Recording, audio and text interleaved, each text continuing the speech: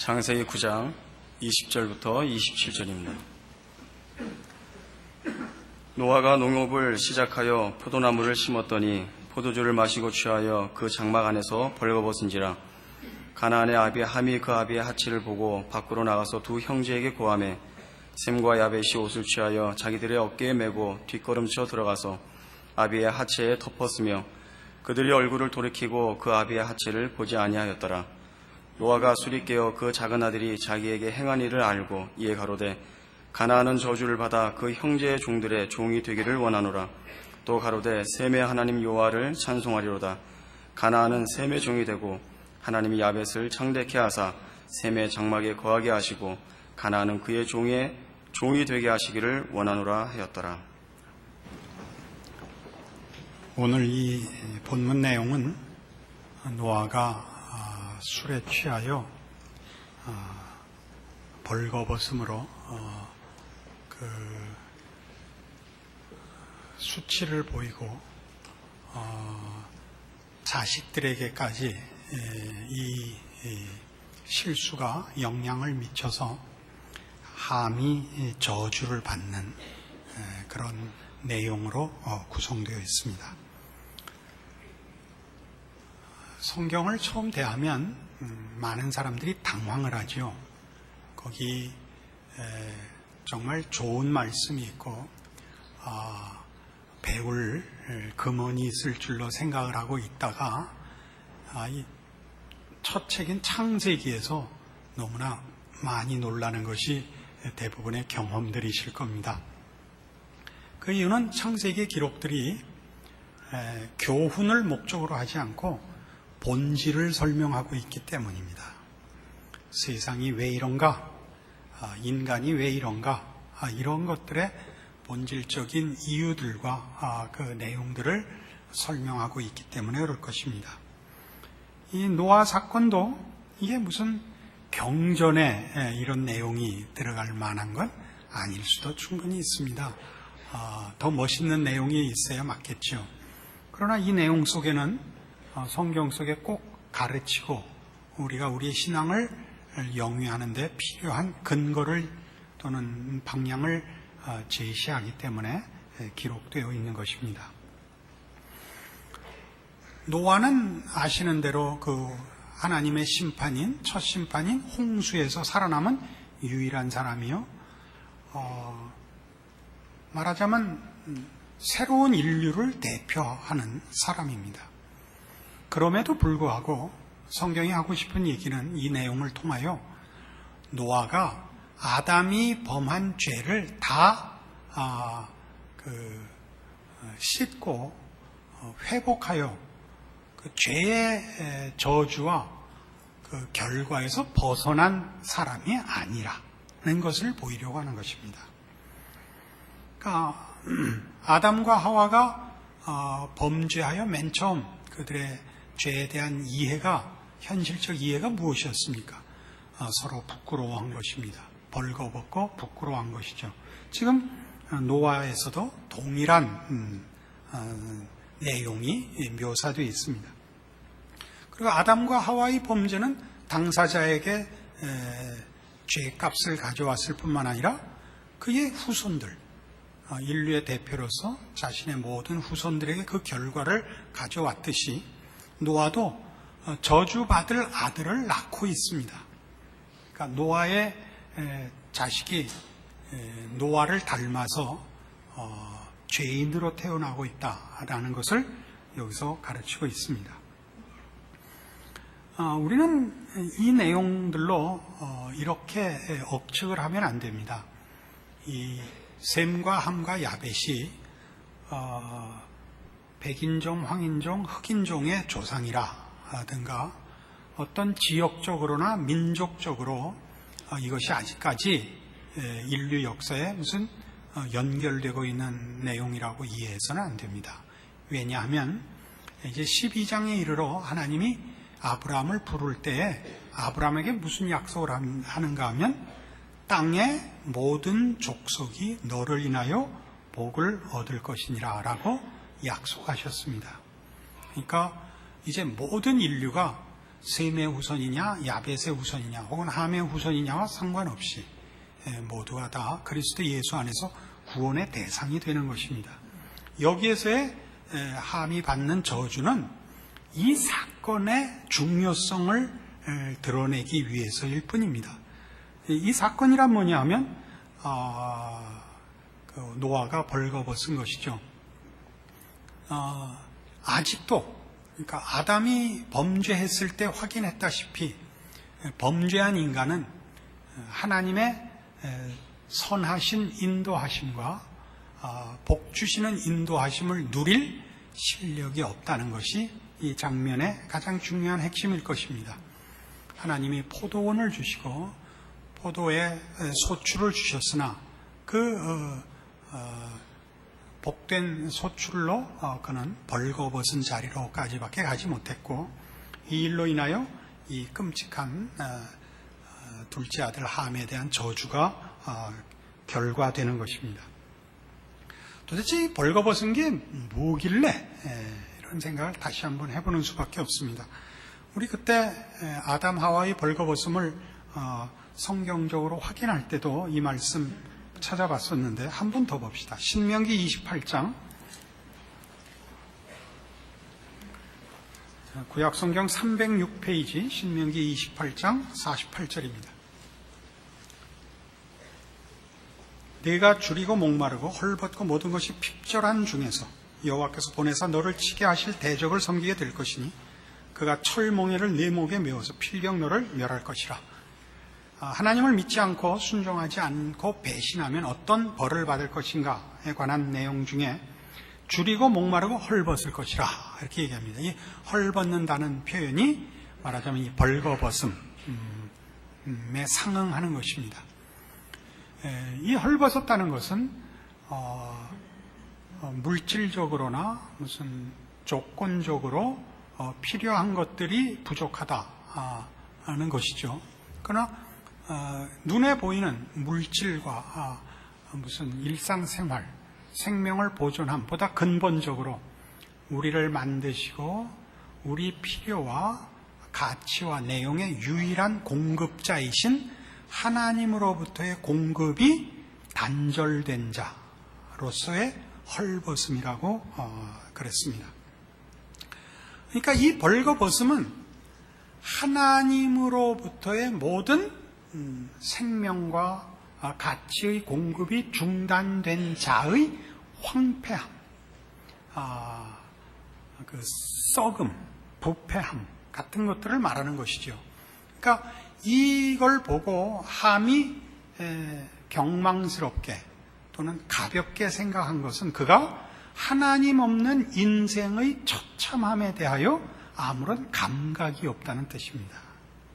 그리고 셈과 야벳이 이것을 가린 것은 이것은 우리에게 치명적인 것이요 이 문제를 우리가 해결할 수 없고 하나님 앞에 이 해결을 위하여 우리가 도움을 구해야 할 아주 치명적이고 시급한 문제라는 걸 인식한 것으로 이 행위를 여기 묘사된 행위들을 이해합니다.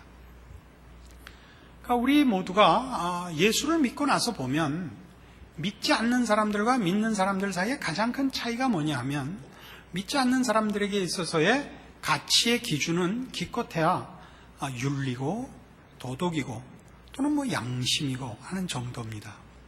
그러나 믿는 자가 신앙적으로나 또는 무슨 모든 가치에 대한 판정을 내릴 때 그 기준은 하나님과의 관계입니다. 우리가 믿지 않는 사람들에게 기독교를 전할 때에도 맨 처음 해야 할 말은 이것이죠. 당신은 죄인입니다. 그대로 있으면 심판받아 지옥 갑니다. 이거죠. 그것은 다 윤리성과 도덕성을 근거한 것이 아니라 하나님과의 관계성을 기준한 것입니다. 그러니까 그걸 모르는 세상 사람들이 꼭 이렇게 화를 내어 반문합니다. 내가 무슨 죽을 죄를 졌단 말이요. 당신이 봤어? 이렇게 나오죠. 그러니까 하나님을 모르는 것의 참상, 그 무엇과도 비교할 수 없는 그 치명적인 운명에 대한 감각이 없는 것이죠. 이 얘기를 하고 있는 것입니다. 그래서 여러분 그 요한계시록 3장에 가시면 신약성경 맨 끝에 책 신약성경 402페이지입니다. 요한계시록 3장 17절 내가 말하기를 나는 부자라 부요하여 부족한 것이 없다 하나 내 곤고한 것과 가련한 것과 가난한 것과 눈먼 것과 벌거벗은 것을 알지 못하도다. 내가 너를 권하노니 내게서 불로 연단한 금을 사서 부요하게 하고 흰옷을 사서 입어 벌거벗은 수치를 보이지 않게 하고 안약을 사서 눈에 발라 보게 하라. 이 라오디게아 교회에 보낸 편지인데 이 교회는 그 신자들의 신앙이 우리 기독교 신앙과 세상적인 그 도덕성 같은 것과 이렇게 혼합이 되어가지고 하나님과의 관계로서 자기네들을 철저히 점검하는 일을 실패한 사람들입니다. 그러니까 일반 종교성 같이 됐죠. 일반 종교성이라는 건 여러분 잘 아시다시피 착하게 살면 복 받는다입니다. 착하다는 개념은 기독교 신앙에서는 하나님과 연결된 것을 말하지 윤리 도덕을 기준한 일반적인 개념이 아닙니다. 그러나 하나님과의 관계로서가 아니라 일반적 개념을 가지고 우리 사람들이 만든 자연인이 만든 종교성이나 도덕성을 기준하여 이만하면 괜찮지 않는가? 라고 라오디게아 교인들이 제 나이 돼보세요. 쌔바닥이 안 돌아가요. 아주 미치겠어요. 제가 이 성경을 아무리 빨리 읽어도 글을 틀린 적이 없던 신동이었는데 어느 날 이렇게 되고 말았습니다. 이 라오디게아를 이걸 한자씩 말을 해야 되다니 아주 슬프기 짝이 없습니다. 하여튼 그러니까 이 사람들이 이만하면 됐다 그러는데 대하여 주님이 지적하는 겁니다. 너희가 벌거벗은 수치를 못 보느냐? 이렇게 얘기한다니까요. 벌거벗었다. 벌거벗은 수치라는 것은 말하자면 우리가 그것이 갖는 의미를 이해하기 위해서 제가 표현을 쓰자면 껍질 벗겨진 나무 그렇게 생각해 보십시오. 나무 껍질 벗겨지면 죽습니다. 그죠? 그거 갖고 모자라면 껍질 벗겨진 인간 그럽시다. 아예. 그 소름이 쫙 끼치죠. 그래서 심장만 튼튼하면 된다고요? 그렇지 않습니다. 문둥병에 걸린 인간 이렇게 생각해 보십시오. 우린 요한복음 15장의 포도나무 비유를 여러 번 인용했었습니다. 줄기에서 끊어진 가지 이거죠. 그건 마르고 부패하고 없어질 것입니다. 그 참상을 얘기하는 것입니다. 이걸 모르는 것을 말합니다. 함은 이걸 못 벗고 셈과 야벳은 그걸 인식하고 있습니다. 이것을 비교하고 있는 것입니다. 그래서 우리 모두는 이 문제에 대하여 그러니까 우리가 우리의 신앙을 점검할 때나 또는 우리의 신앙과 그렇지 않은 자들을 구별할 때 하나님과의 관계라는 것으로 우리 자신과 우리의 신앙과 또 믿지 않는 자와 우리를 구별한다 하는 가장 중요한 기독교 신앙의 근거인 것을 놓치지 않아야 됩니다. 그런데 이 문제는 뜻밖의 이렇게 덮는 것으로 그래서 그게 고쳐졌다든가 해결됐다는 뜻이 아니라는 걸 우리가 압니다. 그죠? 그건 가린 겁니다. 치부를 가리는 것이요. 썩은 데를 가린 것이지. 그렇게 해서 그게 해결이 됐다는 뜻은 아니라는 걸 알지 않습니까? 여기 우리가 이해해야 할 이 사건에 더 중요한 내용이 있습니다. 그건 뭐냐 하면 하나님의 고쳐주심을 기대하고 약속으로 믿고 오늘 그 부족한 결함들을 감수하고 있어야 된다 그런 뜻입니다. 우리는 이 부분들이 이런 일들이 시간이 걸리고 하나님께서 예수 그리스도 안에서 시작하신 구원의 완성의 날까지 과정과 많은 시간들을 우리에게 요구하고 계신다는 사실을 깜빡하고 이런 문제들을 그 즉시 해결하고 또는 심판하고 하는 식의 신앙관을 갖고 있기 일쑤입니다. 갈라디아서 6장에 가보십시다.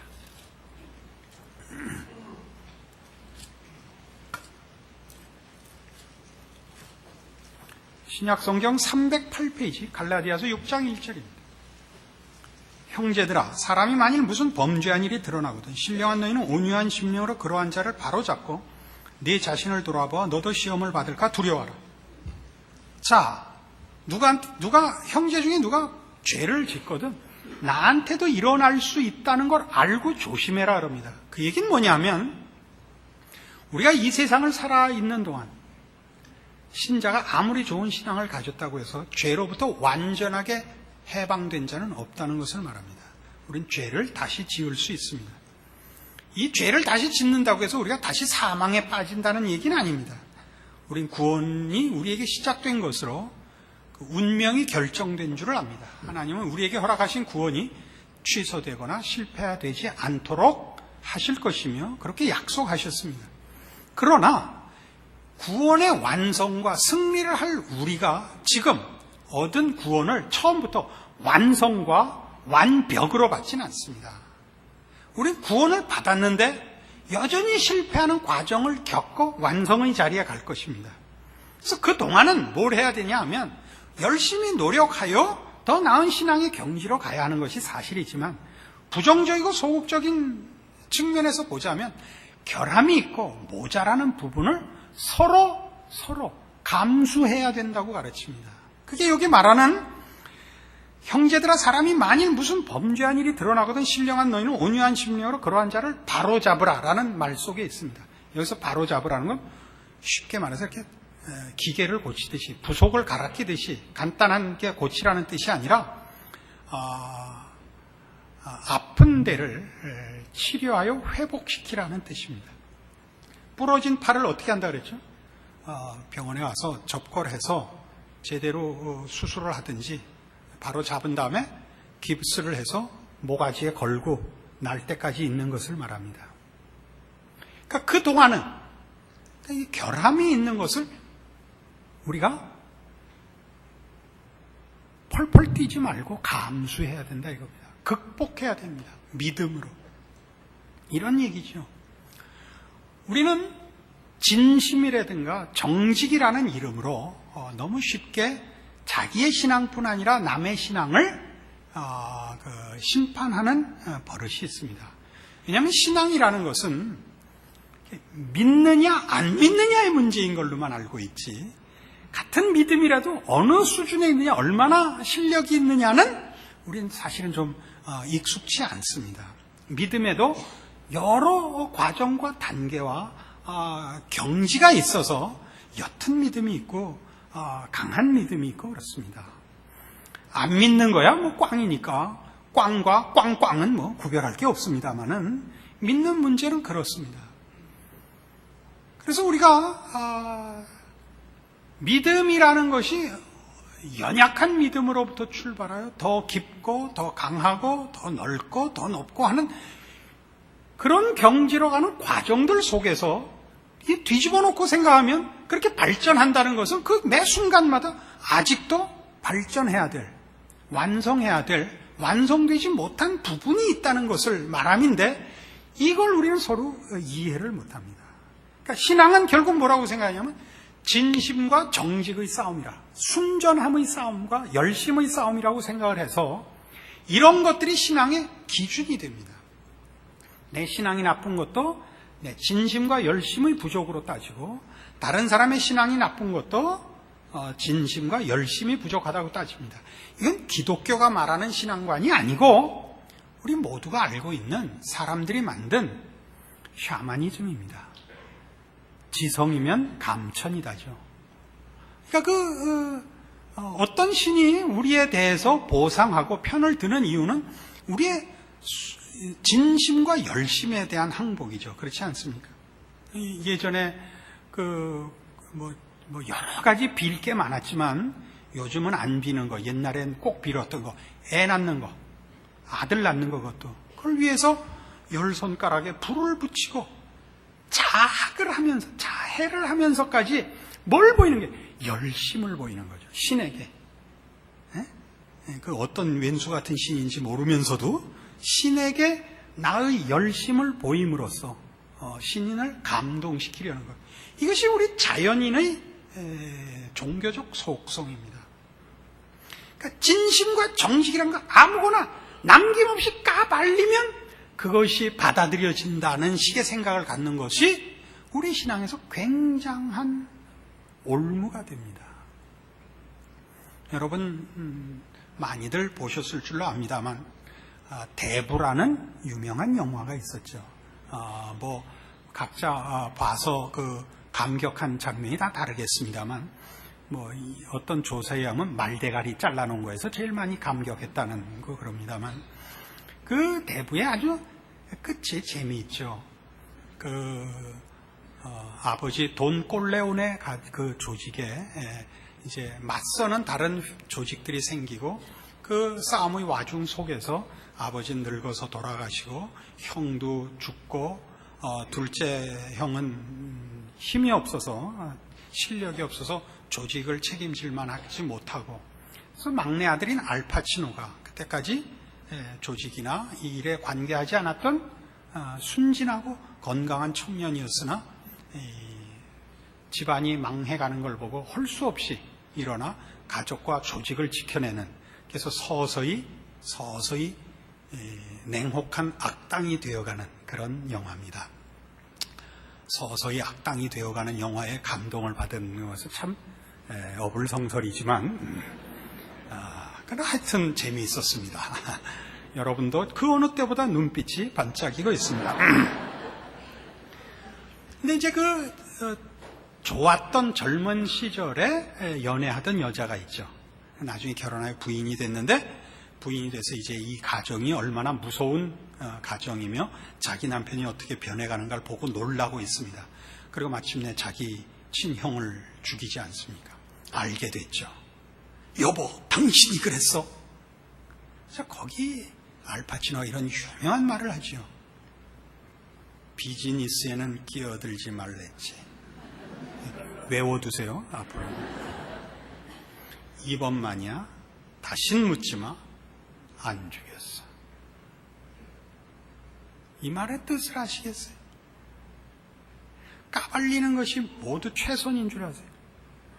남편이 악당인 건 어슴푸레 알지만 친형을 죽인 악당이라고까지 알 필요는 없는 겁니다. 남편이 지는 짐이죠. 훌륭한 남편입니다. 알아들으세요? 정직이 최선이라고? 아니요. 지금은 그건 꺼내놓으면 안 되는 것들이 있습니다. 이걸로는 여러분 감이 안 잡히시는 표정이니까 훨씬 감 잡게 하죠. 어느 집에 가서 그 집이 참 깨끗하더라 라든가 어느 집에 가서 그 집이 참 더럽더라 그러면 깨끗한 집은 쓰레기가 없고 더러운 집은 쓰레기가 있던가요? 아니요. 두 집 다 쓰레기가 있죠. 깨끗한 집은 쓰레기통 속에 들어가 있고 더러운 집은 쓰레기가 통 밖에 나와 있습니다. 우리가 지금 어떤 형편에 있는지를 아시라는 겁니다. 하나님의 약속 속에 예수 그리스도 안에서 구원함을 얻었으나 우리는 아직도 죄의 본성을 그대로 갖고 있고 이것이 우리에게는 모국어입니다. 우리의 본성들입니다. 우리가 누구에 대해서 우리는 좋은 말과 좋은 생각을 하는 사람들이 아닙니다. 맨 처음 나오는 말은 다 나쁜 말들입니다. 여러분 가까운 친구끼리 지어준 그 별명을 보십시오. 별명 잘 지어준 거 있나? 별명은 전부 개자 아니면 똥자 들어가는 거예요. 거지같이 지어줘. 그 특징이 있어요. 그러나 그 특징은 나쁘게 잡는 법이고 사람은 나쁜 말을 하는 것이 인간에게는 본성입니다. 본성입니다. 신앙이란 뭐냐? 이걸 누르는 겁니다. 애비 어딜 기어나와? 이게 신앙이지.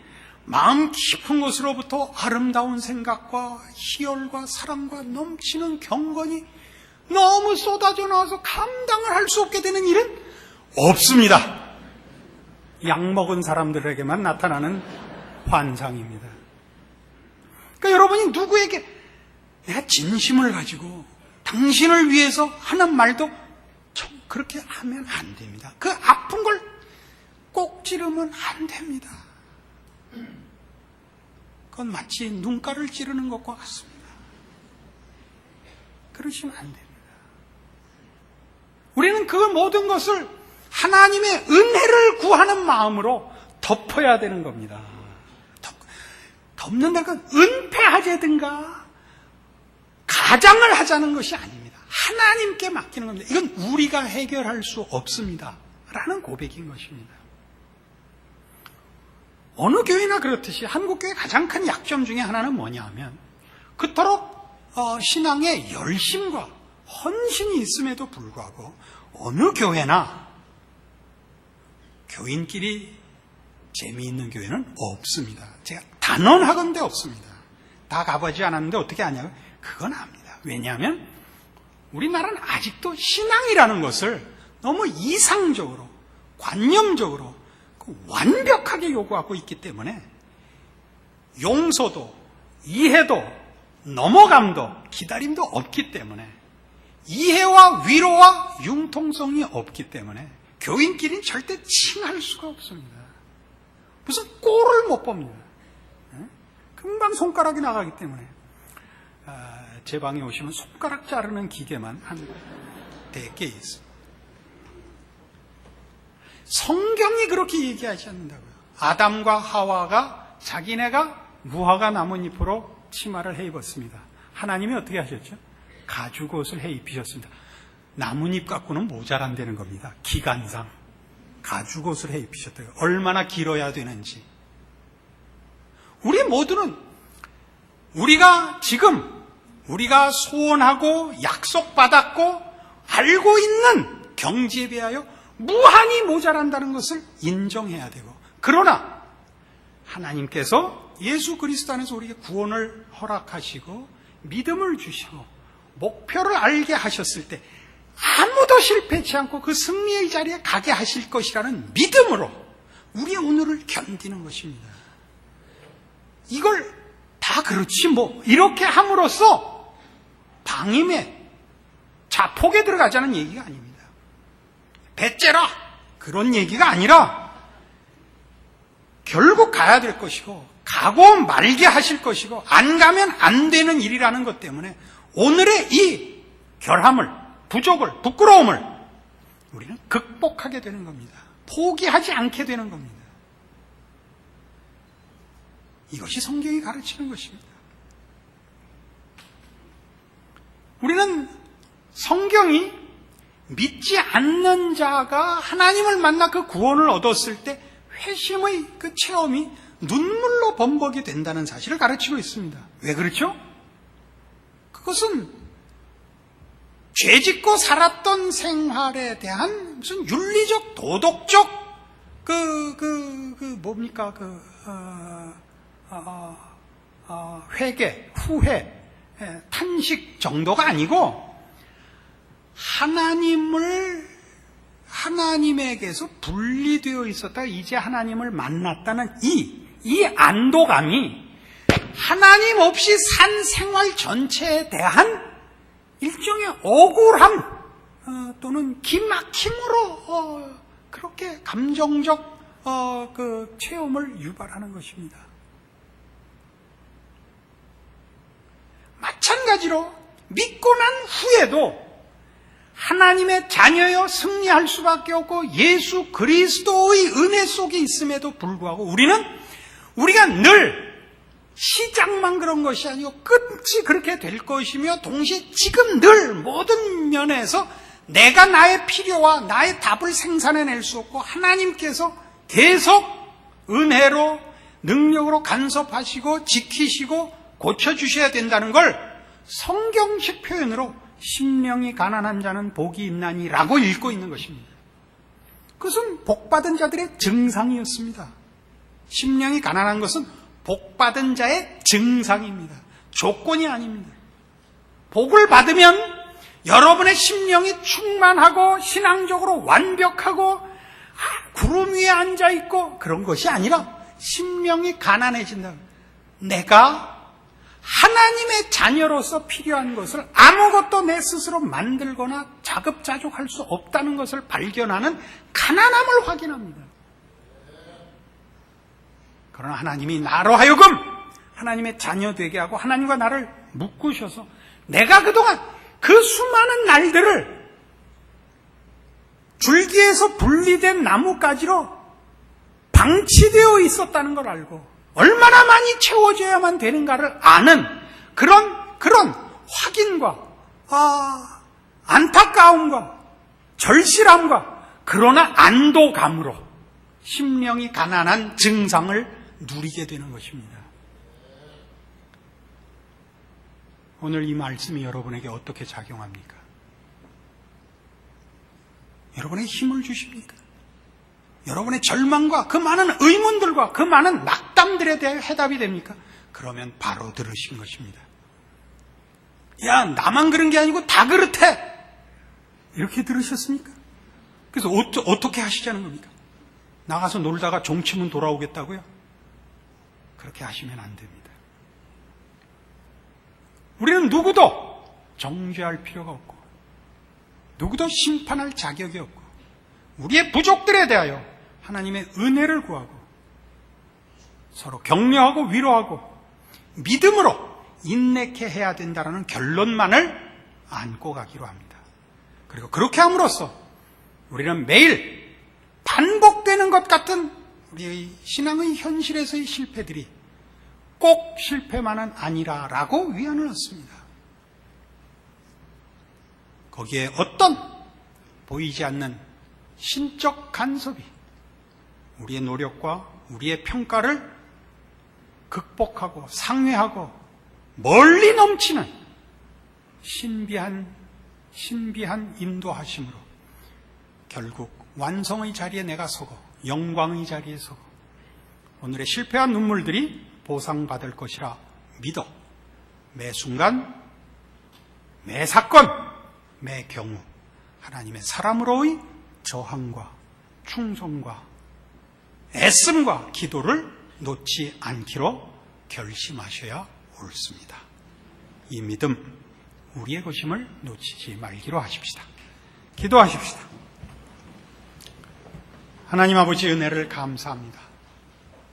우리가 하나님의 자녀이고 우리가 생각해도 우리의 부족함은 이루 말할 수가 없습니다마는 시작하신 하나님께서 이루실 것을 믿사옵고 오늘 우리의 부족이 우리의 끝이 아니고 과정인 것을 인정하며 우리를 만나시고 그 아들을 주시고 약속하시고 믿게 하신 우리 하나님이 우리로 하여금 아버지라 부르게 하신 부름에 합당한 결과를, 승리를, 운명을, 복된 영광의 자리를 주실 것을 믿고 매 순간, 매 사건, 매 경우에 믿음으로 싸우며 견디며 인내하며 승리하기로 약속합니다. 우리의 결심과 확인과 주신 말씀을 주께서 주의 힘으로 우리의 가슴판에 새기시고 놓지 않게 하시고 이루어 주시옵소서. 지금은 우리 주 예수 그리스도의 은혜와 하나님 아버지의 극진하신 사랑과 성령님의 교통하심이 하나님의 자녀라 일컬음을 받는 자의 빼앗길 수 없는 자랑과 승리와 운명을 확인하고 믿음의 싸움을 각오하고 충성을 약속하고 돌아가는 심령들 위해 영원토록 함께 있을지어다. 아멘.